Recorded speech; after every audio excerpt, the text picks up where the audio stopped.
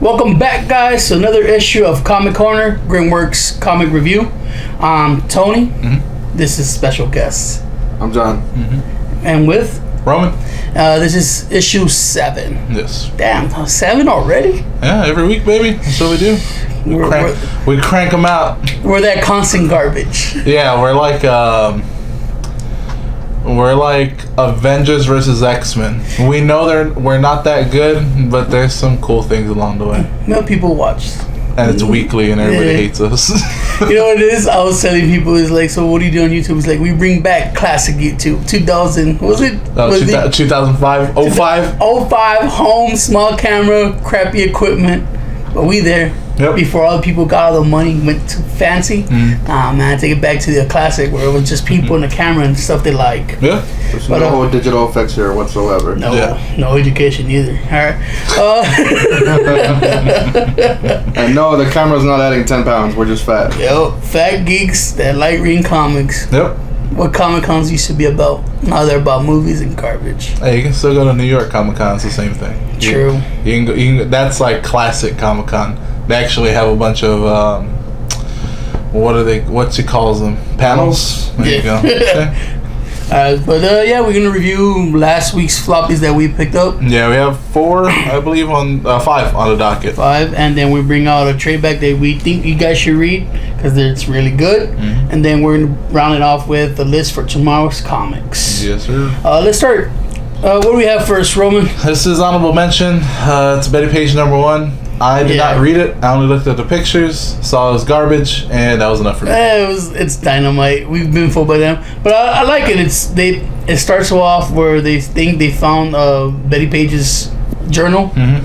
It turns out she worked for the government for some kind of fucking secret mission shit. They said like in 1951, this is her journal that she kept, and now that it's past the point of like, oh shit, because of the Free Information Act, they now have this, and they're making a comic out of it. It's not good. It's not good. Just by hearing about it, I can understand why you don't want to read it. It's a hot model doing stuff. I mean, it's Betty Page. A lot of people like pinup, and she's one of the biggest pinups. There's like 10 covers of great art and some actual Betty Page pictures. Mm-hmm. So again, dynamite. Not so good writing, but hell of a good art. Yeah, if you're into Betty Page, pick it up. Other than that, it's a hard skip for anybody else. It's kind of like... It's a hard skip. Yeah, I liked it, kind of. And we're done with it. We're on to... we're going to mention something real quick. The Super Sons. We don't want to get too much detail because this is one of John's favorite titles. And he has not caught up with this issue yet. Yeah. So Super Sons is so good. We don't want to kind of ruin too much of it. Honestly, John's not like a huge comic book reader, and he's definitely not a DC reader. But the stuff he likes, he keeps reading. Well, that's the thing, is he's pretty much given DC a shot because of Rebirth, and this was one of the ones that he liked because it was... Why did you pick it up? Why did you pick up the #1? Well, actually, the Super Sons #1 was the first comic I picked up, and I don't know how long. Yeah. Years. And I don't even know why I picked it up. I saw Damien and I saw John on the cover, and I was like, all right, this team up looks pretty cool. The artwork wasn't bad. I just that's right. You're one of the few that actually like Damien. Yeah, I do like Damien. Garbage. I mean, Damien's not garbage. You just gotta understand that he's there for you to hate. They specifically created this character for you to hate. And as long as you understand that, it's easier to read. Yeah, Grant Morrison created the character, and he said that character was never supposed to It was supposed to die. 4 issues. He was supposed to die after 4 issues. Oh. And then he had ideas, and he made the character. And the Batman and Robin series that he made is really fun because it's, instead of Batman being this angry guy and this lighthearted Robin, it's this lighthearted Batman with this hard-ass Robin. So it's just a fun dynamic, and that's how you grow to like that character. It's because Batman's trying to be a dad, like an actual dad. Mm-hmm. He's always said, "Oh, all the Robins are like my kids." He even adopted 2 of them. Jason Todd and... No, the only one that he truly adopted was Tim Drake. The other ones became his... It was Tim Drake. The other one got killed by Joker. No, they were his wards. So they weren't technically like... He didn't adopt them, but he was like... He'll foster them. Yeah. But Tim Drake's the one that dies by the Joker, right? In the Batman Beyond. I'm not wrong about that. Not Batman Beyond, but no, Tim Drake in Batman Beyond. Tim Drake gets tortured by the Joker. That's how he comes back. And that's how the Joker comes back because he infects him somehow. Yeah. So it's because it's so futuristic. It's actually he overrided his DNA as genetic. Yeah, I remember something like that. Like I'm a big Robin fan. Never have been. Yeah, no, I don't really care for Batman. But the Joker, you put him in, I was like, all right, that's how I remember Tim Drake. See, and we're gonna get into Tony and his terrible taste in comic books later. So just stick around. As for this comic, it's good. It's just a fun, lighthearted thing. The thing is, it's Peter Tomasi, which awesome writer. Love him. I like some of Peter Tomasi stuff. And he writes Jonathan Kent like the exact way you'd want Superboy to be written. I haven't read any of the issues. This is the first issue I picked up because it was supposed to be a start of a new arc. Yeah. I see him as two different path guys gonna be best friends forever. Yeah, I mean it's Superman and Batman. Yeah. It's exactly what it is. Like, the one thing that Batman and Superman are best friends. On the outlooks, they're not best friends. The one deals with fear, the other one deals in hope and light. So just by that, you wouldn't think they would be friends. It reads more of a best friend brother comic. Damian's trying to teach Superboy how to be a superhero. No, it's a Superman Batman thing. Because I read it and it felt like Damian's trying to take care of Superboy, trying to teach him the ropes and stuff. Yeah. And John is hanging out with Damian because he's that bad boy he needs in his life. That bad influence. No, that he needs. They're friends. Like they're friends, but the whole thing is that Jonathan Kent, Superboy, understands that Robin needs maybe a little more lightheartedness. Like there's one panel real quick where he goes, "Oh, I'm sorry, I'm late. My mom had had put away my costume and my PJs. I couldn't find it." Yeah. And Robin just turns around and goes, "It's not a costume, it's a uniform. Yeah. We're soldiers." Yeah. All right. Comic goes through. At the end, he goes back to his mom. And his mom was like, "Oh, I saw on the news that someone in costume saved a kitty. Yeah. Do you have anything about it?" He's like, "Mom, it's not a costume. It's a uniform." Yeah. So there's that thing of a cool like you have that cool guy in your life and you're trying to be a little bit like him. I've never had a cool guy in my life, he has that influence on Superboy. I got you. That's what I read best friend, brother, little brother, big brother kind of stuff. Yeah. It wasn't like Batman, Superman, like save the world stuff. It was more lighthearted, teen angst. Well, they just have a different view of the world, that's all. But this comic's pretty good because you have, again, I'm gonna be real good. You have this goody two shoes Superboy gonna meet the rest of. You have a fucking straight up American. You get to meet the rest of the bad influence friends, which is the Teen Titans. Yeah. And this is what the comic is. Yeah. It's just like Robin's like Robin. I hang out with cool guys. You ain't cool enough. Beat it. Yeah, basically. That's why it is. Yeah, I mean, John, I know you don't want anything spoiled, but on the cover it says introducing a new member for Teen Titans, and it's Superboy crashing. Yeah, they're kind of setting that up in a different, but in a different way. I mean, from issue 1, Jonathan always wanted to be invited to the Teen Titans.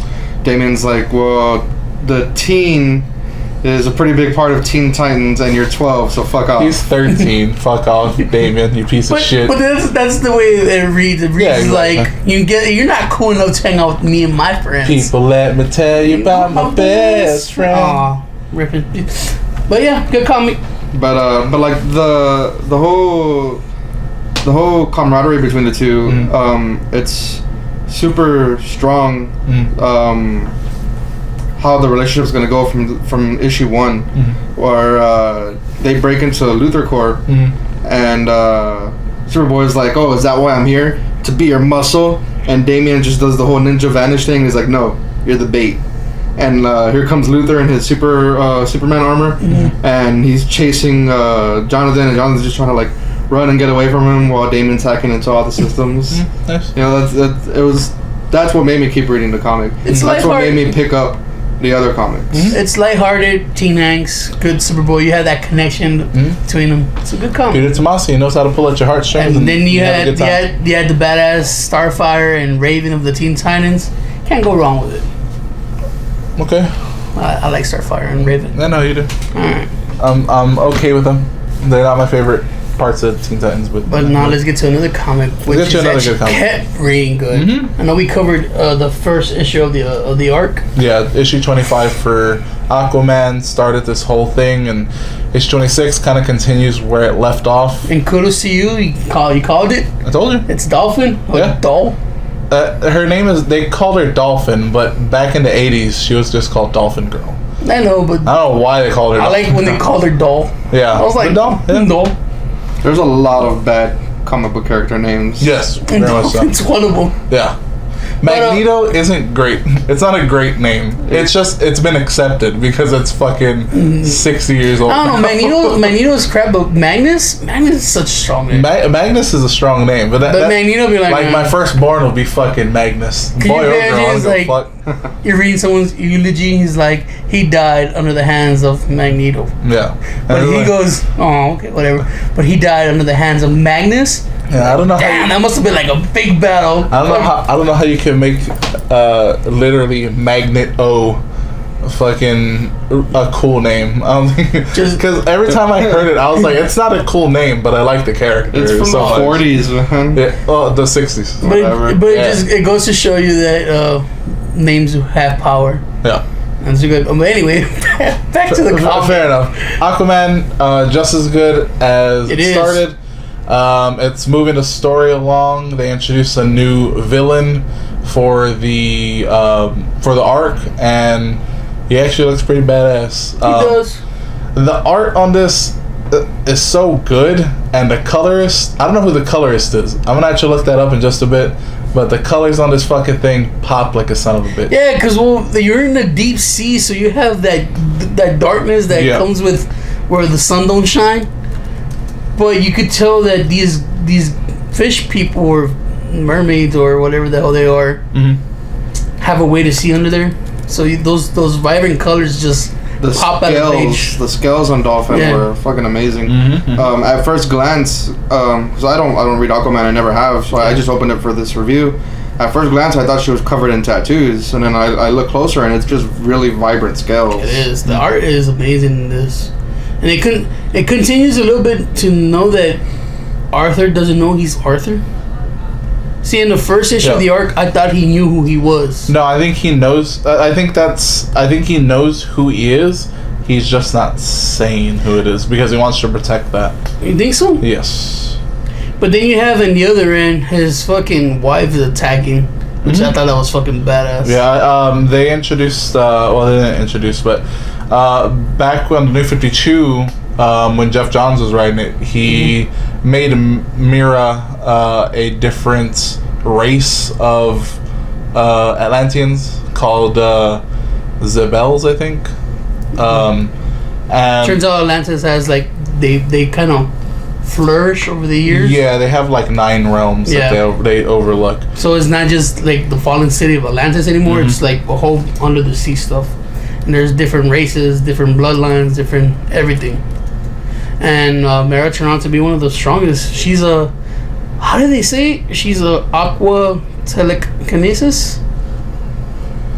Yeah, it's hard to say. Aquanesis? I have no idea how they actually. It looks like she controls the shit out of water. She does.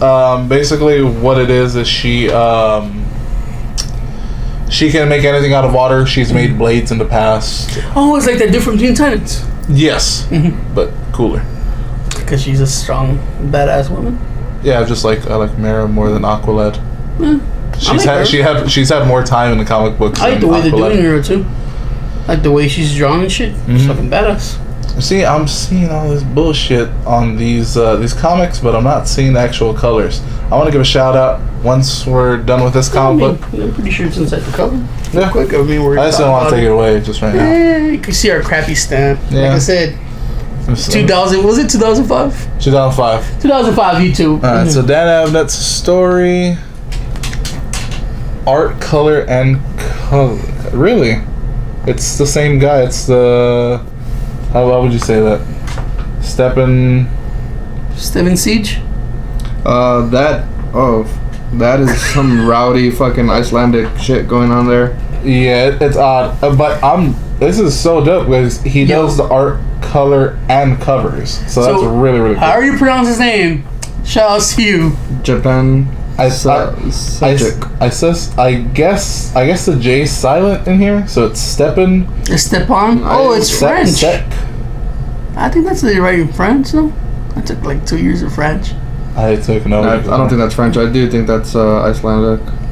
Either way, this man is a fucking genius, and I love him. He is. I really do like his stuff.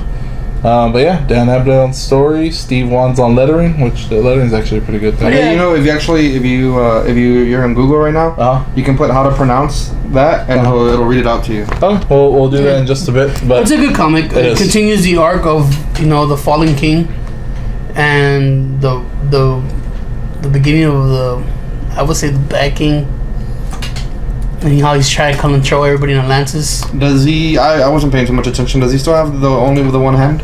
No. Or he has both hands? He has both hands. Oh yeah, he has both hands. Yeah, it was weird. They've cut off his hands like I don't know how many times. Like it's just like a go-to. Well, he's a fish. He can't rewrote it. There's a how to pronounce. There's a how to pronounce wiki.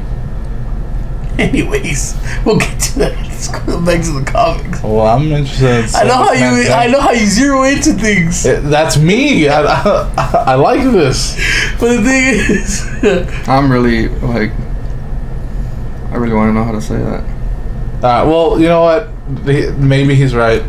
We'll talk about a shitty comic right now. Alright, so Tony's pick of the week. Is that how you can introduce it? Yeah, it's shitty. It's very bad. Oh, guys. Alright, so my pick of the week is coming out of Kurt Sutter. You guys watch some of The Shield and Sons of Anarchy, Southpaw. This dude is reading great stuff, and he decided to get into comics. I mean, he's done other comics before, but this is issue 1 of Sisters of Sorrow. My personal opinion, and this is why it's my pick of the week. It's really good. It's a story of battered women that, you know what, they were like, fuck it, I'm not gonna take any more shit in the world no more, and they decide to fight back. And it's weird because I don't know, it's this group of women that fight back, but the first issue they fight against a cop, and it was just good. It's action packed. Really, I lost you guys. All right. I mean, honestly, it's action packed. It's what it reads. To me, it reads like a Punisher comic. Just a group of women that are mad and angry at the world because the world has treated them like shit. And the woman, that's the way fucking Punisher reads too. He's mad because they took away his family. And I liked how the first issue is against a cop, and it gets really fucking gritty. It's really bloody too. But that's why I liked it. I like action-packed comics. The story is good. It makes you feel like, oh man, would you fucking... If you're a battered, beating, well, how much can you take before you go, you know what, I gotta fight back? Yeah. So you guys didn't like it at all? No. Not even a little bit. Why not? First of all, you said it was written by that man. It's not. It's written by Kurt Sutter? No. It says, the wording on it, and you gotta read a lot of comic books to get this. It's Kurt Sutter's Sisters of Sorrow. Yeah, but you read the inside, it says written by 2 people, him and the other one. So is it saying that the other person read most of it? Basically, Kurt Sutter, who you like, came up with the idea, gave a loose plot, and the Courtney Alameda. No wonder it's bad. It was written by a girl. I don't want to go that far. The thing is, Courtney Alameda did write it. I follow Kurt Sutter. The stuff that he chooses to put out, he has a deep hand in it. I doubt it. He does. Because I think he's more preoccupied with TV shows and movies that he's doing than a comic book. I think he came up with I think what he did was he's like, hey, I want to make a fucking comic book where a bunch of women are pissed off at their situations, and I want that. Give it to a woman because she's going to have that perspective. That's fine. Completely fine. Punch her in the face if you have to, so she really understands. The point is, it's boring. Like, you can call it action-packed all you want. It has cars running into other cars, that's action. I get it. It's still boring. It doesn't make it any better. It just the thing is that all these things are just plot devices, and you already know what's gonna happen. I know what's gonna happen, and it just doesn't. But make like it I said, it's an action story. There's really not much that changes in anything action wise. Yeah, and that's why I don't like a lot of action movies. That's why you don't like a lot of action comics, and we had this. I like panels with guns and blood and this is chaos. an action. The next comic that we review is an action comic, and they did it. And you well. say it's boring, but they tell you so much about these beating women where you're like, okay, I get it. But they put you in that thing of mind. It's like, how much do you take before you push back? I get it. It's still. I've seen that story played out too many times to care. But then again, in comics, all stories are played off. Yes, but you can do that. It just depends on the genre you like. You can do this in a different way. I think that they could have done it in a different way, and it could have been a little more compelling. They could have done it in a good way. What's that? All right, in your guys' opinion, what's a good way? What way would? First of all, I damn near had an aneurysm when you said well written. Oh my god, it was so not. It's not well written. It was just the pace of the comic is really good. Yeah, but now you're changing. Okay, they introduced the characters, right? Yes. Pace and writing are two different things. Like they give you a backstory, a small, fast backstory to each of the girls, so you can understand why they're there in this women's shelter. Mm-hmm. They tell you how he explains before anything why is it they can't take anything no more, because they're like, okay, and the only thing they don't explain is the brother that helps them get the weapons. That's a big thing. I'm very sure it's gonna come up in the next issue of why he is. I don't think it is, because you know why? I just figured it out. They even give you a little training montage too, like in the action movies. Exactly. You know what this is? An action movie? It's a discarded script that he had at the bottom of his fucking list, and he was just like, boom, probably, they were like, hey, you've written some stuff with us in the past, the Sons of Anarchy has sold pretty well, do you have anything else that you want to do? And he fucking reached down, pulled out something, he was like, yeah, that's something. Which he wrote then. No. He's giving him a script that he wrote. No, he wrote a plot. Dude, because he wrote a plot to like a TV show. If this was a TV show or a movie, it would be good. No, you know why? Because it's a comic book. It's not a fucking TV show. You know how many stuff starts as comic books and becomes TV shows? Yes, but they're comics that have had a long lineage that become TV shows. Off the top too, but a lot of indie stuff is getting picked up that way, where they're comics first and then TV shows. Yeah, I don't know if they're gonna be good. You never know. This is barely issue 1. There's only so much. And it's terrible. It doesn't make me want to read the second one. Why not? Because I'm telling you, the writing's bad. First of all, I told you that. I told you that repeatedly. See, but that's when we come to a different thing. It has enough character. The art is bad. The art is not bad. The art is bad. It's not bad. This is bad. This is not bad. This is very simple artwork. You can do this on Microsoft Paint if you really wanted to. It's bad. I'm sorry. Another fucking name that I can't spell. Hyojin Kim. I don't know. You suck. You know what? It had enough elements in it for me to pick it. And for me, and to continue reading the series. I like it. It's a girls out with a vendetta, and they want to fucking, they're gonna get to each person's bad guy. I think you're letting a man's past work influence this. There's a lot of plot holes in this. That you like Sons of Anarchy, so I get it, and you liked Southpaw and things like that. You like these comics. Things. Not action comics, but action. I love guns, bloods, deaths, beat 'em ups. Yeah, I like that he's not. A lot of people are afraid to write about killing a cop or getting beat by a cop, and he just went straight into it. I don't think anybody's afraid of that. A lot of people would be like, "That's not stuff we're gonna touch." Most people would touch it. Most people on indies would. If you're talking to the Pikachu, no, you're not gonna get that, because they don't want that controversy.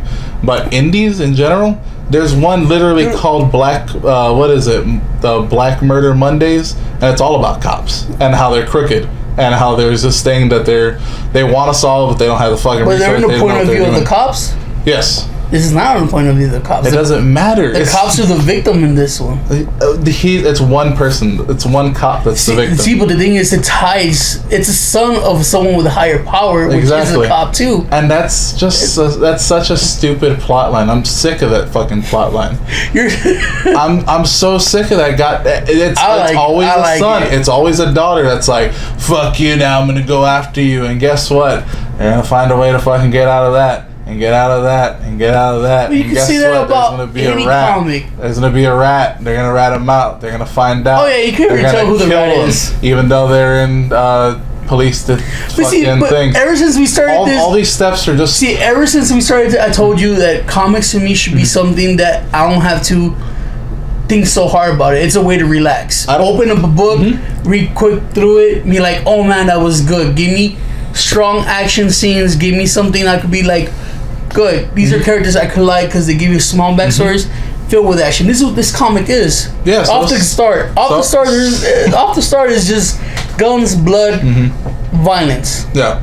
It's simple to read, and it might be something that's already been written before because you kind of see it coming up. Yeah. But it's good, and the art's good enough to show you, that blood splatter and everything that I like. The panels.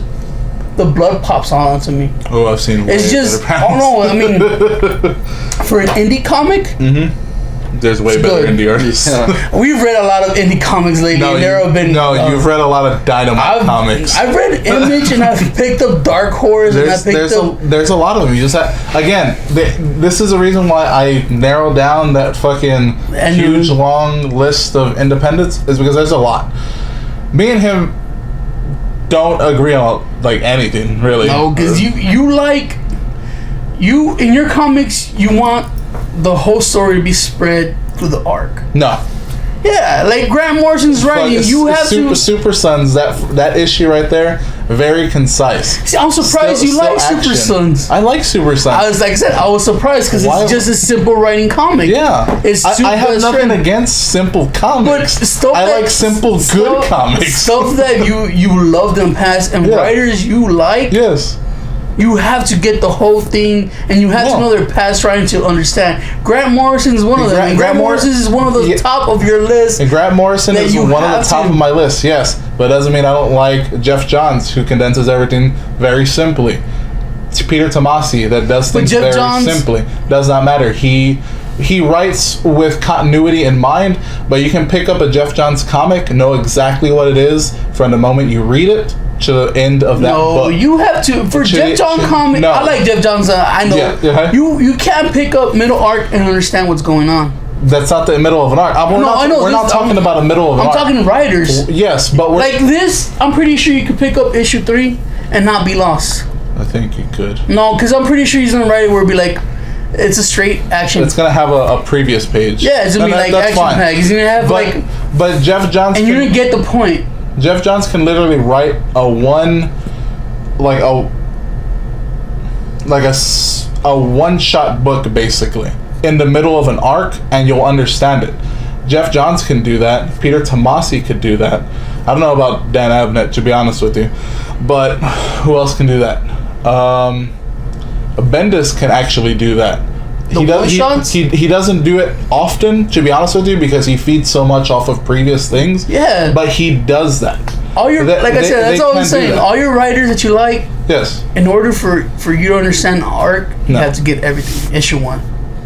But that's for any arc. No, there's a lot of action comics. Why would you pick this up in issue 3? Because I guarantee you what he's going to do, he's going to open up with them killing somebody else, and you're going to be like, who's that person? You're gonna have to read the past comic books. Writing, they would explain why they killed that person. You wouldn't know why a person is dead in this comic. You would. I can see it in his writing. He's not gonna do that. I'm telling you, you wouldn't. Each comic, you wouldn't know why it's happening. I've read a lot of comic books that are almost like this, and it's the same exact thing. But they're not like this. Yes, they are. And that's why it's just women killing cops now. That's fine. No, I don't think it's gonna be all cops. That's why. What do you? I don't think it's gonna be all cops. He kills his son. Okay, he kills his son. No, they're gonna be chased by the lieutenant. No. Lieutenant, captain. I forgot what he was. It doesn't matter. Captain. Doesn't matter. It does matter. No, it doesn't. Because the higher the. No, it doesn't matter because here's what's gonna happen. I can tell you exactly what's gonna happen. He killed his son, right? He's gonna go out for revenge. He's gonna have spoilers. Sorry, guys. Doesn't matter. He's so it fucking blows dicks. You guys, he's gonna the captain. I like how you're like, nah, not even spoilers. Yeah, it doesn't matter. There's a camera in here. They're not spoilers. They're fucking. This is a trash comic. Just if you buy it, go ahead and burn it and just leave it there. It's good. Guys. It's a good action comic. Okay, so hold on. We're getting okay. Look, guys. I'm gonna. It's a good action comic. It's not. If you like action comics, you fucking girls fucking fighting back, pick it up. They think it's crappy writing, but that's the difference between us. They want more story, I guess. It's fine if it's simple. It's just it's not good. And let me tell you something about the panels. You're talking about action. There's action in the panels, but the action looks stilted. It doesn't. It looks weird to me. The action doesn't show action because you're not. What are you talking about? It doesn't. It shows you like. Okay, like the punches and the gunshots and the bullets. It's not done well. Like it's done in like these really like stagnant kind of poses that you can get out of anywhere. It's almost like when you got your pictures on your screensaver and it just keeps changing but really slowly. It's really weird. Isn't it like a movie when you have a whole bunch of pictures and you move slowly become like a movie? Yeah, but it's moving too slow. It's too choppy. The thing is, like, I'm not saying that it's not an action comic. It's just that the action looks stilted. The action looks almost like still frames instead of it being like flowing. And that's in your opinion. In my opinion, it moves and reads like a movie. My opinion's right. But let's go on to the last. But you know, funny. We just spent the whole time arguing about why I should like. This is what the show is about. It's about us arguing. And then all right, let's get to you guys picking the week. And earlier, you guys were like, "Oh man, it's amazing and shit." All right? I didn't say it was amazing. I said it was amazing. I said it was the best comic this week. This is my pick of the week because you like this over Aquaman? Yes. Really? Mm-hmm. Because next to Sister of the Sun, Aquaman was a really good read. Aquaman's a fantastic read. The thing is, the reason I picked this one, first of all, it's a number one, and it's basically... We forgot John is here. Did you pick this as a pick of the week? Yes. Okay. Alright, we'll get to... No, I picked Sisters of fucking Sorrow. You could pick Super Sons. You like Super... Oh, I didn't read that one because I'm like 2 issues behind. Okay, look, here's the thing with this book that I picked it over Aquaman. It's a little more accessible in terms of it's starting a team. Aquaman, even though it's really well written, for it to be pick of the week, it's in the middle of an arc, first of all. We're second book, and we covered the first one. We did cover the first one, but this one has kind of a soft spot in my heart. Just for the fact that it's picking a lot of characters that are weird that I wanted to see, and I wanted to know where they went after a book that we covered, Trade Back, Uncanny X-Force. Because... You know what this reads to me? Like the 90s X-Men cartoon? This is Uncanny X-Force. This is basically Uncanny X-Force, is what it is. Because, first of all, it has Phantom X. It does. One of my favorite. French speaking, right? He's French speaking. He's French. He's not French. One of my favorite characters. It has Psylocke, who is by far one of my favorite X-Men. She's alright. It has Rogue. Yes, there's another character I love that's introduced later, so I won't say anything about him. He's blue. All right, spoilers. It's Beast. Beast There's more than one blue person. It's Beast. Is he not on the cover? He's not on the cover. He's not. I ain't seen Mystique in the comic. Why is she in the cover? That's the whole thing. Everything's got to be revealed throughout this whole thing. It has Bishop. Mm-hmm. It has fucking one of my favorite X-Men, Gambit. Mm-hmm. It has Gambit and Rogue. Mm-hmm. It has Crappy Angel. I never liked Angel. I liked Archangel, and the reason I don't like Archangel. I don't like any. The reason again I liked Archangel is because of Uncanny X-Force, and the whole thing with this is, at the end of Uncanny X-Force, it's Archangel, and he gets punctured by this like genetic seed that rewrites his genetic code to become Angel again. The only thing is he's completely like lobotomized and doesn't remember anything about his past. The thing is, the way Angel read in this one, he has a fucking demon inside. He's trying not to let out. That's the Archangel. Yeah, it was like, all right, whatever. That's one of the 4 horsemen of the apocalypse, man. He's trying to keep him. He's like, he has the end of the world in him. Yeah. Can he keep in control? Not to fuck. I was like, fucking Gambit's a world breaker. He could end the world if he wanted to. And he gets his ass kicked by Captain America. And by many others. I don't get it, man. Gambit is such a good character that he keep fucking. He's not an action star. He's a lover. Yeah, that's what he's a lover, not a fighter. They want him to be a lover. Yeah, he is. Which is another thing they could really dig into Marvel and write about the fucking thief guilds, his family and stuff. But each time they write Gambit, each time they give him a single fucking comic, it comes down to a woman stole his heart, and then he gets hurt. That's his character. That's his MO. That's always his character. Which little spoiler. They give you that connection with him and Rogue from the 90s cartoon. Yeah. I like that. And I love that little panel of he's like and he goes, "It's my love, bro." I was like, that's cool. Yeah. And she's like, still, she's like, forever. I was like, yes. I was like, that's the whole thing, is like there's a lot of tension already built into this because a lot of it is the Uncanny X-Force. And then they give Old Man Logan. Forget about that. Old Man Logan's the dude. Old Man Logan, he's alright in my book. Yeah, he is. This is the original Logan. Yes. Old Man Logan, they explain him in the best way. When I was reading the comic, I told Roman, that's how you explain Wolverine to someone. That's a writer. He goes, what was it? He goes, Wolverine always survives everything. He is stone and metal. And if the earth would go against him, he would break the earth. Yeah. I was like, fuck, that's how you explain Wolverine to someone. And the way that they explained Rogue was better. True, she's as strong as him. Stronger. Or stronger. She's water. She's water. She's ever flowing and changing. Which I like, because Rogue is one of my favorite X-Men. I hated on Rogue for a long time, and then like I actually read some stuff with her, and she was actually a really compelling character during the whole Ultimate thing, is where I started really liking her. Yeah. But yeah, the reason this one is my pick of the week. The reason it's pick of the week is because it's a number 1. True. It is a writer that I am sad doesn't do more maybe DC things, but he does a lot of independent stuff, and it's all great. Warhammer, right? No, this is Charles Soules. No. The Warhammer dude is Dan Abnett. Oh, that was the Aquaman. Yeah, that was the Aquaman. Okay. But it's Charles Soule. The reason I like Charles Soule, it's not that he doesn't write bad comics. It's that he does decent comics time and time again. It's consistent. He's either decent to great. There's no bad comic that I've read from him. But he takes time to write. He takes his time to write. You can tell that he really likes He picks his characters and exactly. the books. So that's what makes a good writer. Exactly. And the art is Chang. I don't remember his first name. But great artist as well. And again, the team is what really got me. Okay. It's Phantom X, it's Psylocke, Gambit, Rogue, Old Man Logan, Bishop, and Angel. Yeah, like I said, 90s. That throws. Put Jubilee in there, and it would be X-Men 90s cartoon. Jubilee is, I don't know where the fuck she is. She's a vampire now. That's all I know. Is she? Yeah. But the whole thing is that this is kind of like all the X-Men books are pretty much fallouts of Death of X, which big time spoilers for Death of X. Cyclops dies. But who cares? I mean, he's a good character. But no, he's not.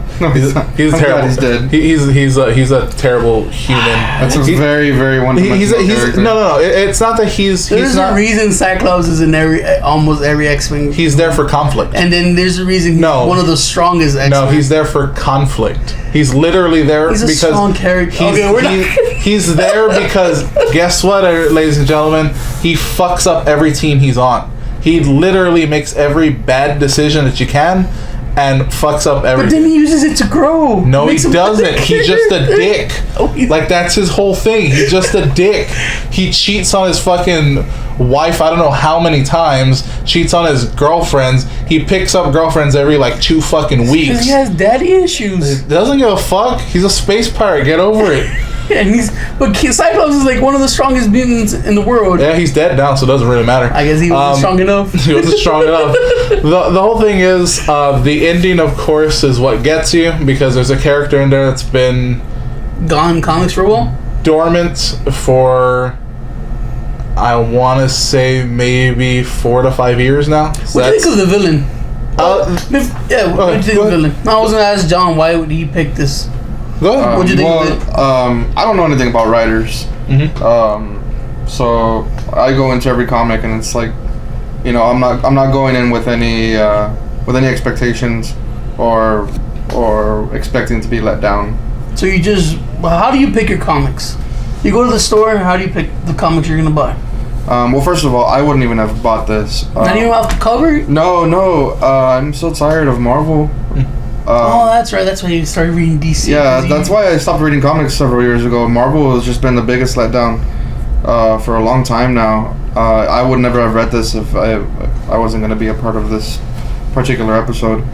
I did like it very much. You had good character dynamics, because it's not just these random characters who are coming together. It's characters that were already in pairs that just happen to all get sucked into this one conflict, because you had Gambit and you had Phantom-X, but they didn't come from two separate storylines. They were thieving together. Yeah, they had their little back and forward. Yeah, Wolverine and Rogue. Like always Wolverine and Rogue. And you had Angel was by himself. Yeah, fuck Angel. Yeah. My homie right there, fucking. There you go. Angel's by himself, so is Bishop. But that's the thing, is like already there's so much built-in like drama for the book because of, like I was saying before, Uncanny X-Force.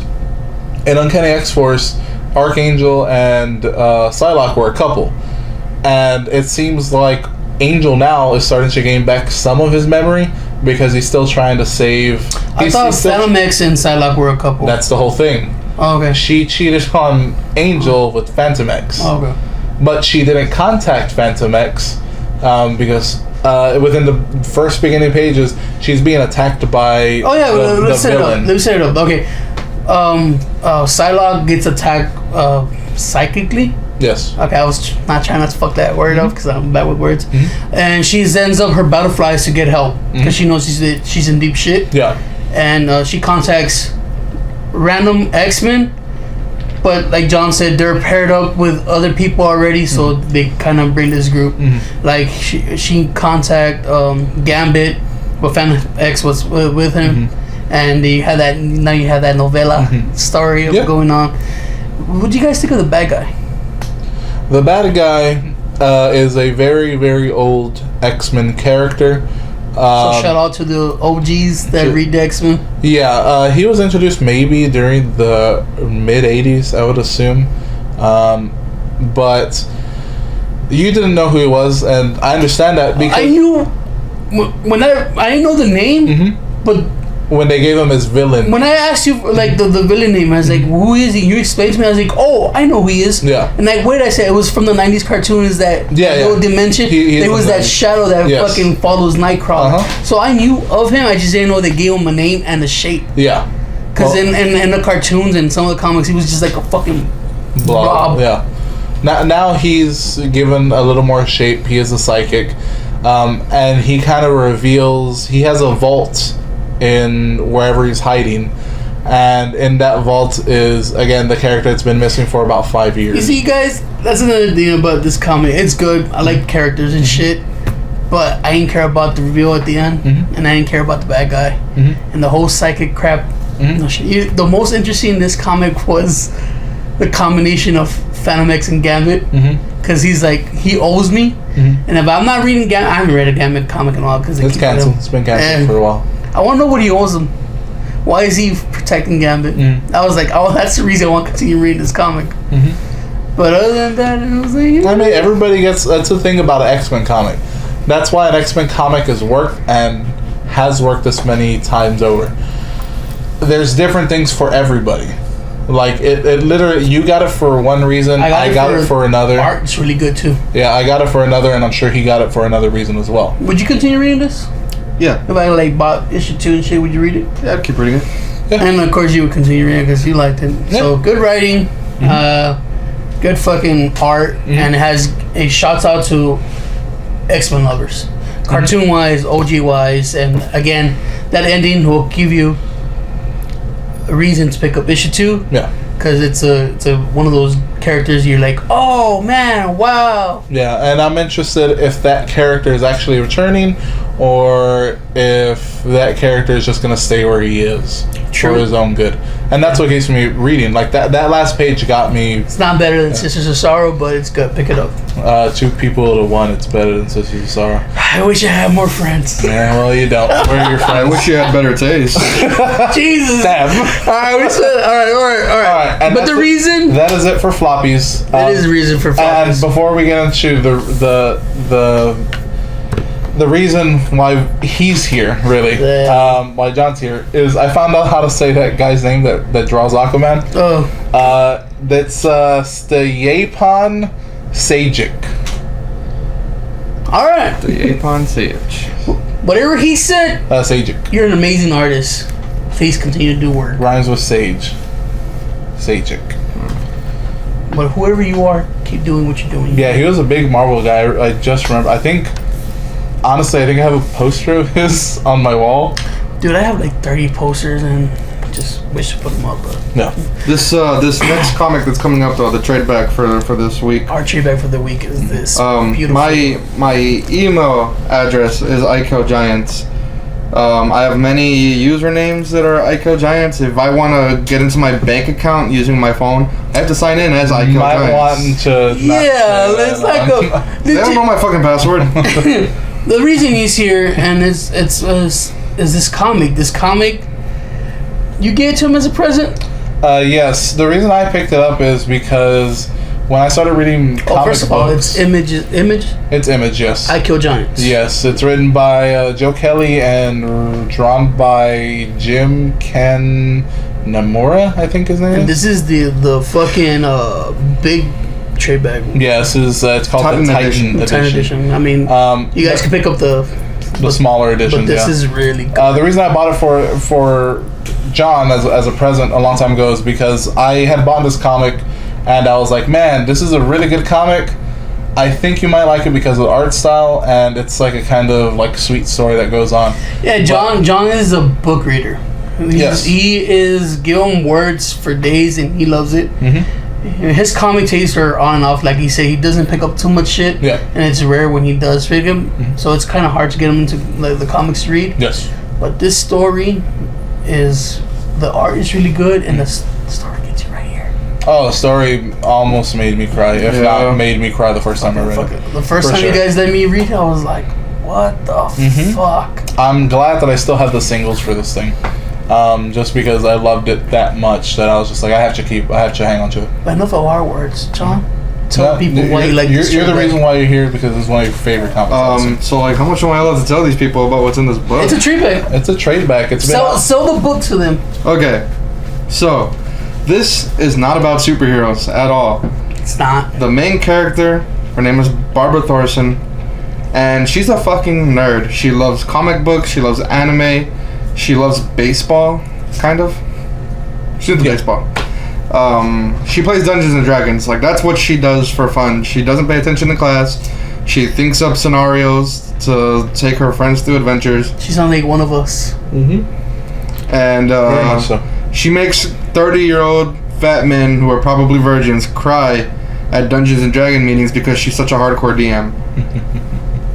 And she believes with all of her heart that giants not only exist, are actually going to make a comeback and try to destroy the planet. And there's a fair amount of character development in here. A lot of character development, actually. She has a family that doesn't understand her. She has bullies at school.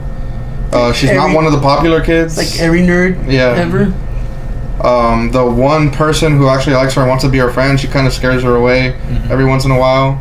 It's not an easy life necessarily for Barbara, and so she carries around this purse, and she doesn't let anybody open it, and she truly believes that she has basically amounts to as Thor's hammer. It's not Thor's per se, but that's just to get the point across. It's a giant killer. Yeah, she thinks she has an artifact powerful enough to slay giants, and she's the only one who can slay giants. So the storyline's progressing, and you're really falling in love with these characters, and you see things from her perspective, like little pixies and stuff. And you start to realize that all this stuff is just in her head. Like the pixies, nobody can see them because she's imagining them. Her imagination is just so powerful, and her need to escape reality is so strong that she's creating this whole make-believe world around her. So she's making a fantasy world to escape from real world. To escape from the fact that her mother is in stage 4 or 5. What's the death stage of cancer? Stage fucking. Like stage 4, I think. Yeah, I think it only goes up to stage 4, right? Okay, well, her mother has stage 4 cancer. She's in hospice, and she stays upstairs in their home, and she cannot climb those stairs. She cannot set a single foot onto the first step. She can't even be in her own house by herself without her brother or sister there to help, I guess, distract her from the fact that her mother is dying upstairs. Cause you said her age, right? She's young. Yeah, she's 9. Yeah. No, I don't think I mentioned that before. She's only 9. She's in 3rd grade. Yeah, it hits her a lot harder. Yeah. So you start to realize that there is no giant. The giant is the cancer. It's just a well-written story that turns fantasy into reality and vice versa. That sometimes you need an escape, and these stuff that we like is that. It's that escape that people need from the fucking cruel world, because god damn, this world sometimes sucks. Yeah. And you find things that distract you long enough to keep going on. And the best part about the whole comic is once she solidifies her friendship and they actually say, they're best friends, they're inseparable. Once she starts getting along with her family and finally makes it upstairs, and is able to see her mother for the first time in months, if not an entire year, a titan comes out of the fucking ocean and tries to destroy her fucking city, and she pulls a giant hammer. I asked y'all how far I could take this. Oh, I understand that this is why you like some. She pulls a giant Viking hammer out of a tiny little heart-shaped purse and slays a fucking titan. Not a giant, a titan.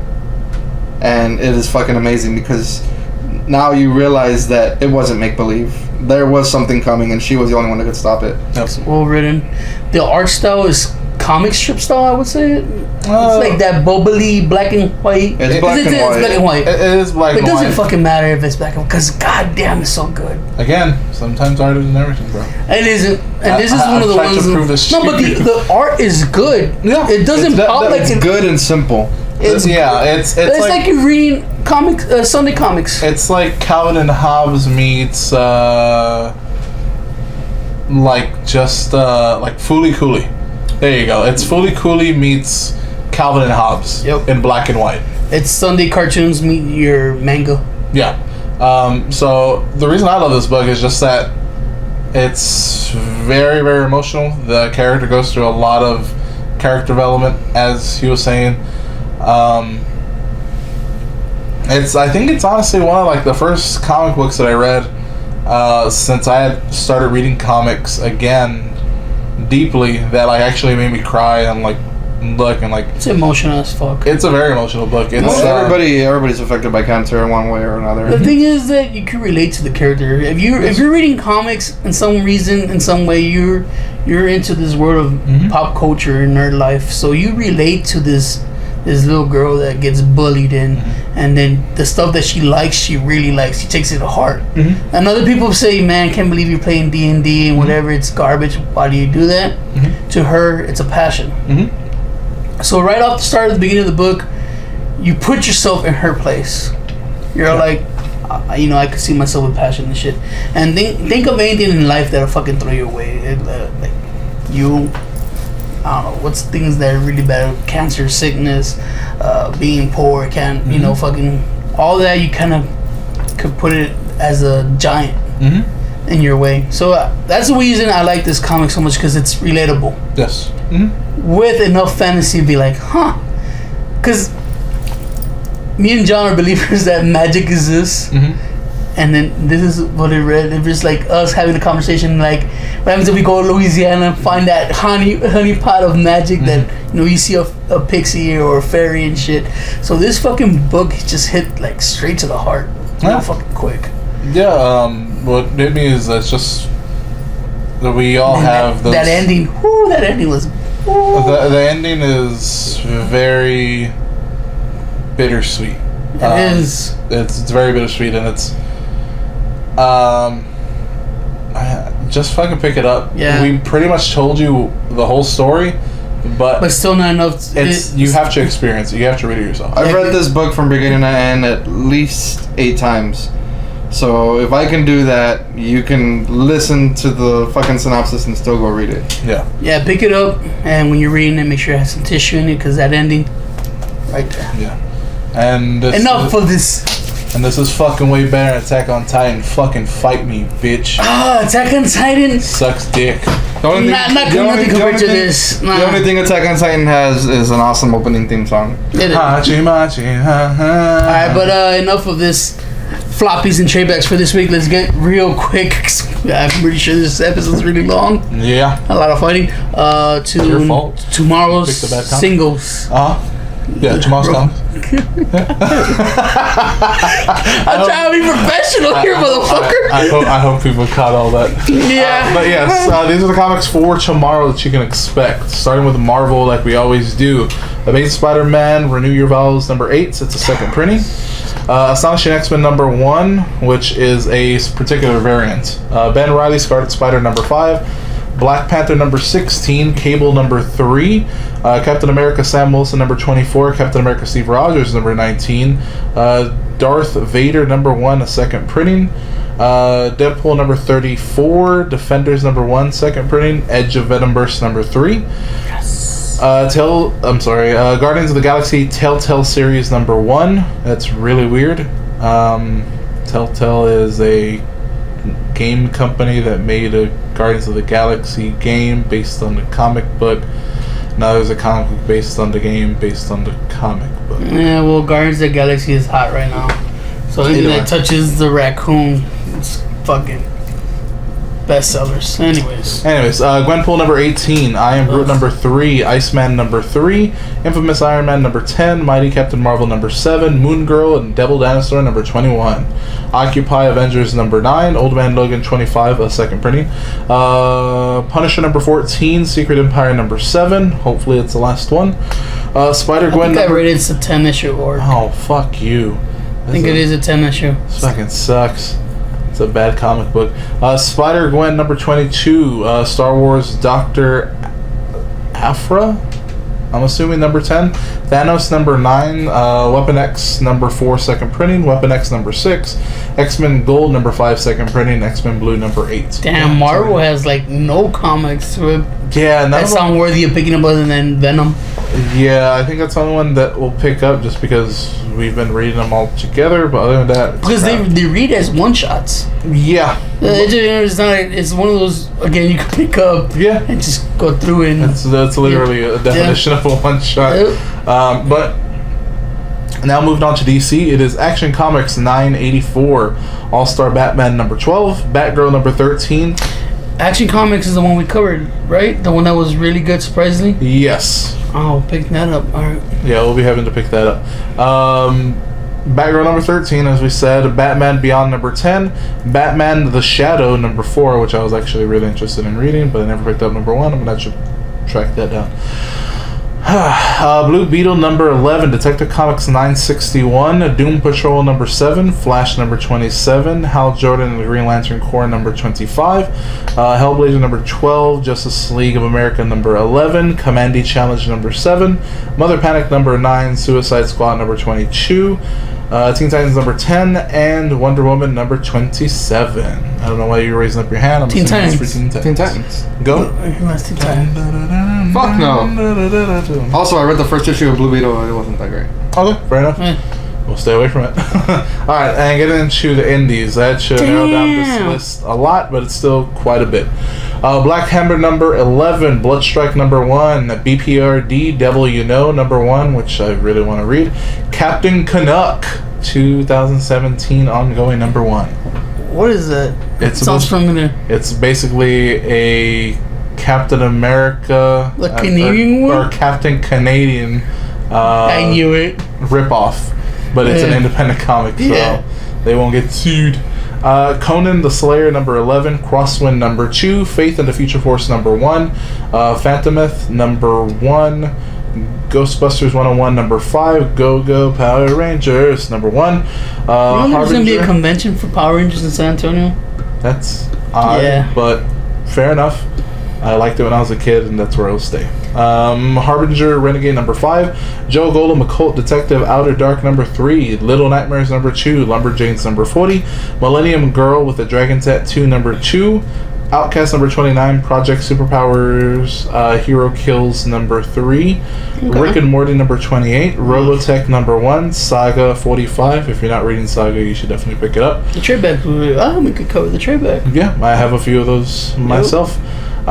Savage Dragon number 225, Spawn 276, Street Fighter Swimsuit Special number 2017. I'm gonna get that for Eric because he's a goddamn weirdo. You're gonna get it for yourself. Stop lying. I never understood that. Grimm Fairy Tales, Street Fighter. There was another one I picked up that we're supposed to pick up this weekend. The Petty Mage and their swimsuit issues. I never get what's the point of them. There's no story in them. It's just art, I guess. Pretty much. I don't get it. I'm not a big fan of them either. I mean, to be honest with you, but Teenage Mutant Ninja Turtles ongoing number 72, Teenage Mutant Ninja Turtles Usagi Yojimbo, I believe that's one shot. Tekken number 3, Transformers Lost Light number 8, WWE number 7, and Exo Man of War number 5. So that is your list of floppies coming out tomorrow. I guess that's pretty much it. So remember to like, comment, and subscribe. Here, push the little bell button just so that they give you notifications and YouTube knows that you're watching our stuff.